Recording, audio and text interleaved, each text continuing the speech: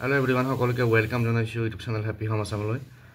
আমাৰ অসমৰ যি মধ্যাহ্ন ভোজন কৰ্মচাৰী আছে তেওঁলোকৰ লগত জড়িত এটা আপডেট জনাব বিচাৰিছো আৰু এই আপডেটটো আহিছে আমাৰ অসমৰ মাননীয় শিক্ষামন্ত্ৰী অনুজ পেগু ডাঙৰীয়াৰ পৰা।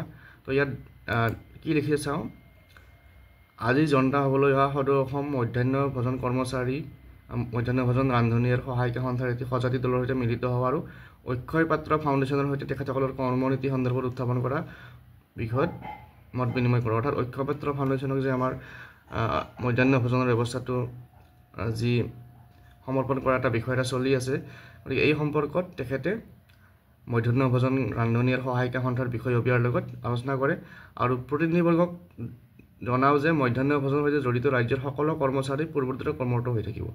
অৰ্থাৎ মধ্যাহ্ন ভোজনত যিমানখিনি কৰ্মচাৰী জড়িত হৈ আছে সকলোবিলাকে আগৰ নিচিনাকৈ তেওঁলোকে কাম কৰি থাকিব। লগতে জনাও যে সকলো কৰ্মচাৰীয়ে দৰমহাৰ ক্ষেত্ৰত সুসংবাদ লাভ কৰিব আৰু সকলোৰে দৰমহাৰ ক্ষেত্ৰত তেওঁলোকে ভাল খবৰ লাভ কৰিব।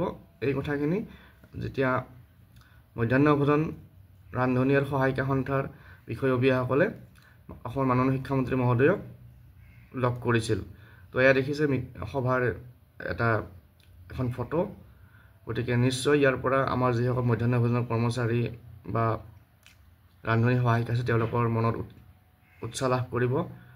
গতিকে আশা কৰিছোঁ তেওঁলোকৰ এই যিটো সুসংবাদটো সোনকালে আহক আৰু তেওঁলোকৰ যি সমস্যাবিলাক দূৰ হওক।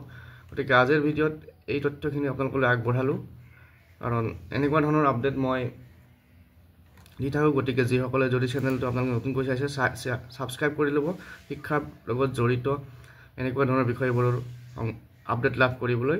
ধন্যবাদ।